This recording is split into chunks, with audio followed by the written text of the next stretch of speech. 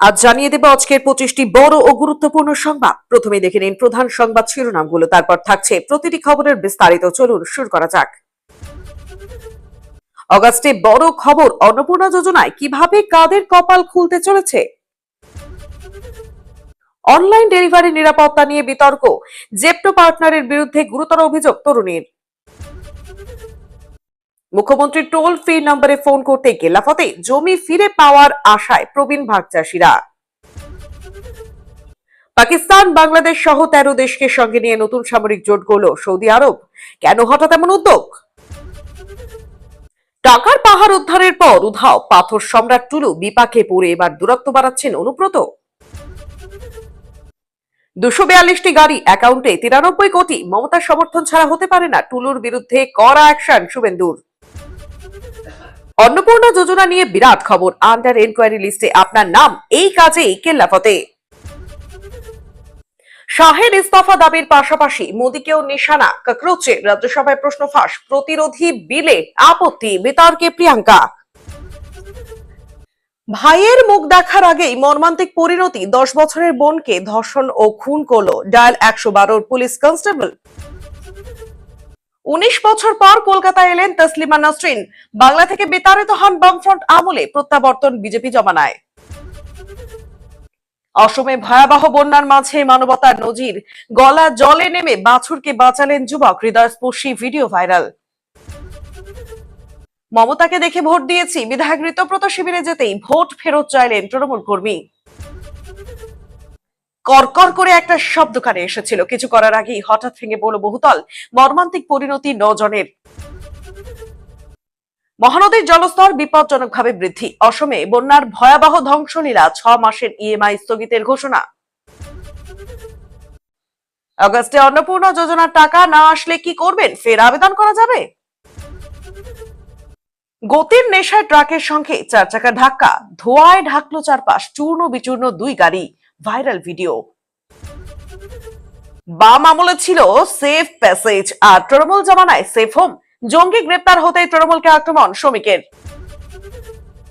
Specifically লিখে জানান তাদের দিয়ে দেওয়া হবে।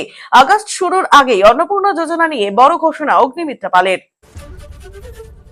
যন্তর মন্তরে বিক্ষোভে অদ্ভুত আচরণ, ভিডিও ভাইরাল হতেই তরুণীকে ঘরছাড়া করলেন বাড়ির মালিক। মুম্বাইয়ের কাছে ভেঙে পড়ল 4 তলা বাড়ি, অন্তত 9 জনের মৃত্যু, ভেতরে অনেকের চাপা পড়ার আশঙ্কা, চলছে উদ্ধার কাজ। মাঝরাতে হাহাকার, মুম্বাইয়ে হঠাৎ চরম বিপর্যয়, জরাজীর্ণ আবাসনে নিভে গেল 8টি প্রাণ, ধ্বংসস্তূপে জীবনের লড়াই। নেপালে শিব ভক্তদের কাওয়ার যাত্রাকে কেন্দ্র করে ভয়াবহ গোষ্ঠী সংঘর্ষ, মৃত 1, ভারত সংলগ্ন 3 জেলায় কারফিউ জারি। 18 বছর বাদে বাড়ি ফিরলেন মৃত দাদা, ভূত দেখার মতো চমকে উঠলেন ভাই। আরজিকর কাণ্ডের তদন্তভার থেকে সরানো হলো সীমা পাহুজাকে, বদলে কাকে দেওয়া হলো দায়িত্ব। অফিস টাইমে হাওড়া বর্ধমান মেন লাইনে বন্ধ ট্রেন চলাচল, ভোগান্তি যাত্রীদের। এতক্ষণ শুনছিলেন সংবাদ শিরোনাম, এখন আসছি বিস্তারিত খবরে। অন্নপূর্ণা যোজনায় আগস্টে বড় খবর পেতে পারেন অনেকে, কারা পাবেন সেই খবর মুখ্যমন্ত্রী জানিয়ে দিয়েছেন। যোগ্য মহিলারা 30 আগস্টের মধ্যে এই প্রকল্পে নথিভুক্ত হয়ে যাবেন, অর্থাৎ আগস্টে অন্নপূর্ণা যোজনায় এই পরিবর্তন দেখা দিতে পারে। জুন মাসে প্রথম দফায় কিছু জন অন্নপূর্ণা যোজনার টাকা পেয়েছিলেন, এরপর জুলাই মাসে অন্নপূর্ণা যোজনার টাকা বহু মহিলার অ্যাকাউন্টে ঢুকে যায়। তবে যারা এখনো টাকা পাননি অথচ যোগ্য, তারাও টাকা পেয়ে যাবেন বলে দিন কয়েক আগেই উত্তরবঙ্গ থেকে আশ্বাস দিয়েছেন মুখ্যমন্ত্রী শুভেন্দু অধিকারী। আগস্টে অনেক যোগ্য আবেদনকারীরা টাকা পাবেন, নথি যাচাইয়ের পর যারা যোগ্যতার সব শর্ত পূরণ করবেন তারা সকলেই এই টাকা পাবেন। মুখ্যমন্ত্রীর কথায় অন্নপূর্ণা যোজনায় অনেকে পেয়েছেন, অনেকে আন্ডার ভেরিফিকেশনে। 30 আগস্টের মধ্যে যোগ্য মহিলারাও অন্নপূর্ণা যোজনায় নথিভুক্ত হয়ে যাবেন, যারা পাওয়ার যোগ্য তারা পেয়ে যাবেন। প্রথম ও দ্বিতীয় কিস্তির টাকা অনেক উপভোক্তার অ্যাকাউন্টে পৌঁছে গিয়েছে। এবার আগস্ট মাসের তৃতীয় কিস্তির টাকা স্ট্যাটাস চেক করতে কোনো সমস্যায় পড়লে সরকার নির্ধারিত হেল্পলাইন নাম্বার বা সংশ্লিষ্ট পোর্টালের সহায়তা নেওয়া যেতে পারে। সাম্প্রতিক সময়ে এই সংক্রান্ত অনুসন্ধান বেড়ে যাওয়ায় প্রশাসন ও আবেদনকারীদের অনলাইন স্ট্যাটাস যাচাই যাচাই করার পরামর্শ দিচ্ছে। রাজ্যে বিজেপি ক্ষমতায় এসে চালু করেছে অন্নপূর্ণা ভান্ডার। 25 থেকে 60 বছর বয়সী মহিলাদের মাসে মাসে 3000 টাকা করে দিচ্ছে বিজেপি। এর আগে গত 14 জুলাই মুখ্যমন্ত্রী বলেছিলেন কাউকে চিন্তা করার কোনো কারণ নেই। 500 টাকা লক্ষ্মীর ভান্ডার দিতে গিয়ে 9 মাস লাগিয়ে দিয়েছিল। 1,20,00,000 লোককে তো 1.5 মাসে দিয়ে দিয়েছি। বাকি যারা যোগ্য তারা পাবেন, অযোগ্য থাকলে বেরিয়ে যাবেন। ভেরিফিকেশন 30 আগস্ট অবধি চলবে। তিনি আরো বলেছিলেন প্রত্যেকটা বিধানসভায় গড়ে 35 থেকে 40,000 মহিলারা পেয়েছেন। বাকি যদি প্রয়োজন হয় আরো 2,000, 5,000, 7,000 প্রকৃত প্রাপক থেকে থাকেন পাবেন। প্রসঙ্গত, তৃণমূল কংগ্রেসের আমলে লক্ষ্মীর ভান্ডারে সাধারণ মহিলাদের জন্য বরাদ্দ ছিল মাসে 1,500 টাকা। বিজেপি আমলে এই প্রকল্পের টাকা বদলে হয়েছে অন্নপূর্ণা যোজনা। দ্বিগুণ হয়েছে টাকার অঙ্ক। অনলাইন ডেলিভারি পরিষেবা ঘিরে গ্রাহক নিরাপত্তা নিয়ে নতুন করে উদ্বেগ তৈরি হয়েছে। জেপ্টোর এক ডেলিভারি পার্টনারের বিরুদ্ধে এক তরুণী হেনস্থা এবং অস্বস্তিকর আচরণের অভিযোগ তুলে সোশ্যাল মিডিয়ায় একটি ভিডিও পোস্ট করেছেন।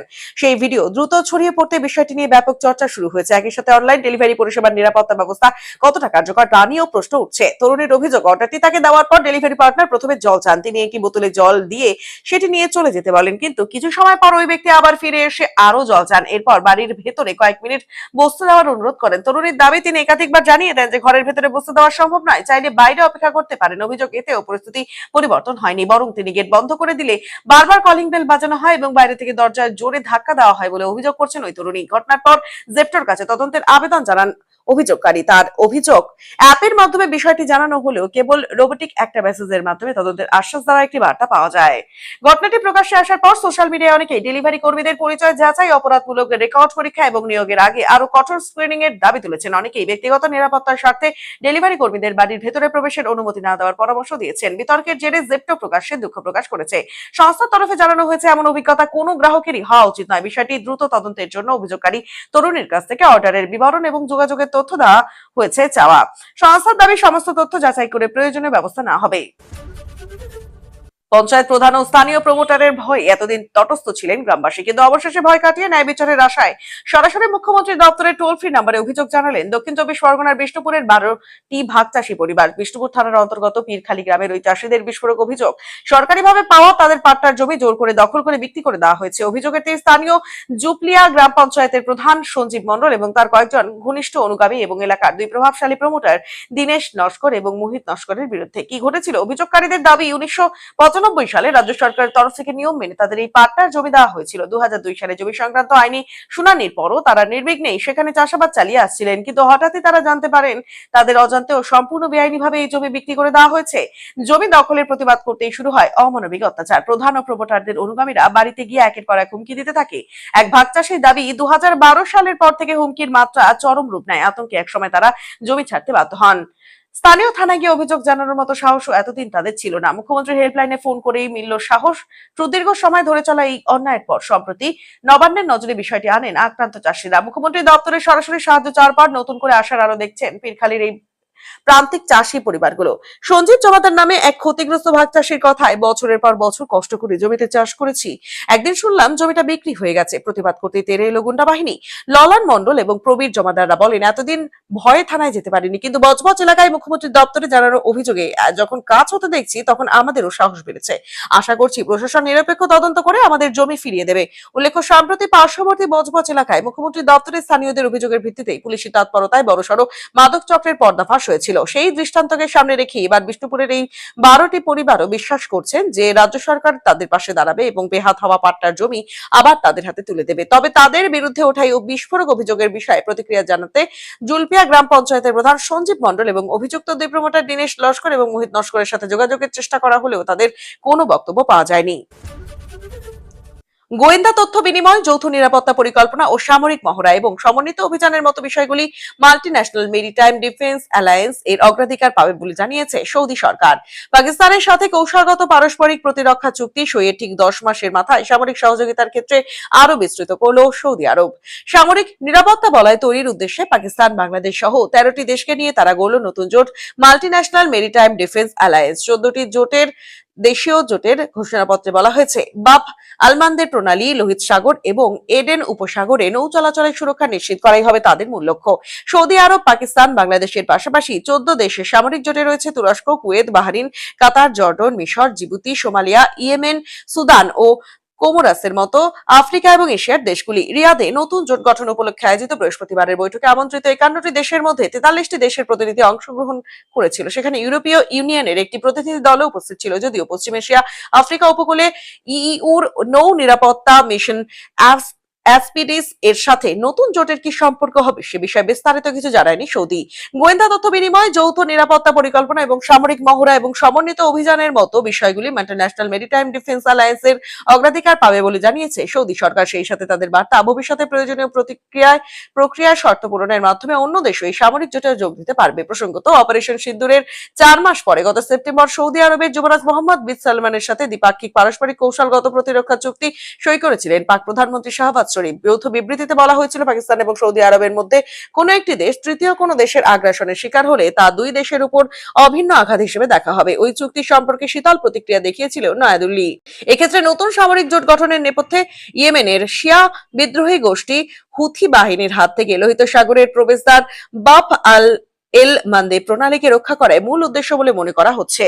ইরানের মদতপুষ্ট এই বাহিনী ইতিমধ্যেই সেখানে তেলবাহী সৌদি জাহাজে রকেট হামলা চালিয়েছে। হরমুজ প্রণালীতে সংকটের কারণে লোহিত সাগর, এডেন উপসাগর, আরব সাগরে সংযোগ রক্ষাকারী প্রণালীর গুরুত্ব বেড়ে গিয়েছে অনেকটাই। প্রসঙ্গত, গত 28শে ফেব্রুয়ারি আমেরিকা ইসরায়েলের সঙ্গে ইরানের সংঘাত শুরু হওয়ার পরে হরমুজ প্রণালীতে তেলবাহী জাহাজ চলাচল কার্যত তলানিতে ঠেকেছিল। সে সময় থেকে পশ্চিম এশিয়ার সাথে পণ্য যোগাযোগের অন্যতম বিকল্প পথ হয়ে উঠেছিল বাব এল মান্দেব। কিন্তু হুথি বাহিনীর সাম্প্রতিক হামলা এই জলপথের নিরাপত্তা নিয়ে প্রশ্ন তুলে দিয়েছে। এই পরিস্থিতিতে হুথি দমনের লক্ষ্যে রিয়াদের এই উদ্যোগ বলে মনে করা হচ্ছে।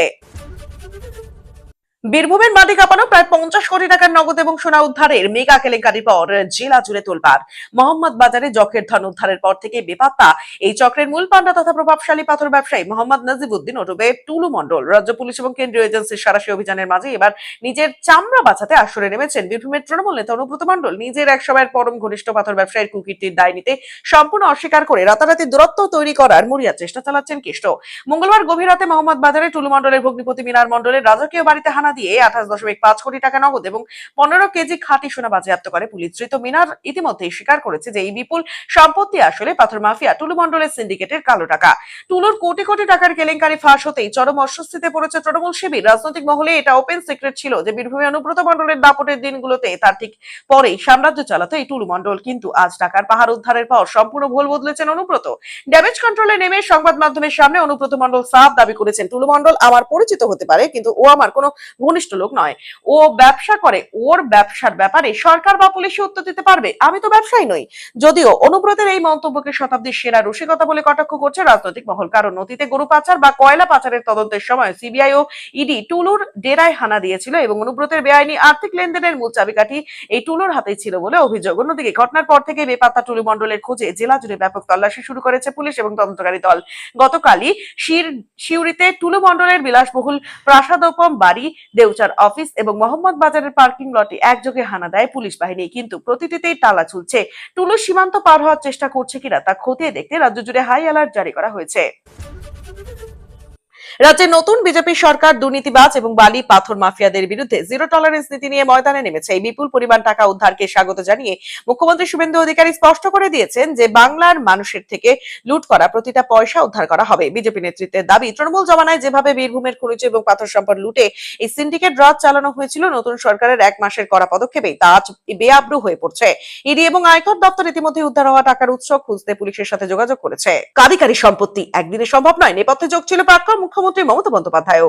বীরভূমের পাথর সম্রাট টুলুর দুর্নীতির পর্দাফাশ প্রসঙ্গে মন্তব্য মুখ্যমন্ত্রী শুভেন্দু অধিকারীর। এখনো পর্যন্ত ঠিক কোন কোন সম্পত্তি বাজেয়াপ্ত করা হয়েছে টুলুর, শুক্রবার সাংবাদিক বৈঠকে তা স্পষ্ট করেন তিনি।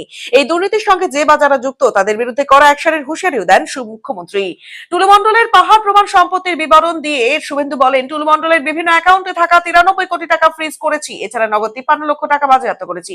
268 গ্রাম সোনা, 400 গ্রাম রূপো এবং 63 গ্রাম প্লাটিনাম, 3টি টাকা গোনার মেশিন, একটি কম্পিউটার এবং সিপিইউ, 2টি পেন ড্রাইভ পাওয়া গিয়েছে। 83টি ট্রাক ও ডাম্পার, বিএমডব্লিউ, অডি মিলিয়ে মোট 242টি গাড়ি বাজেয়াপ্ত করা হয়েছে। শুভেন্দু বলেন, মোট 21টি সম্পত্তির খোঁজ, তার মধ্যে রয়েছে 7টি বাড়ি, একটি ফার্ম হাউস, 2টি পেট্রোল পাম্প, একটি পার্কিং, 2টি ক্র্যাশার, সব মিলিয়ে 300 বিঘা সম্পত্তি বাজেয়াপ্ত করা হচ্ছে।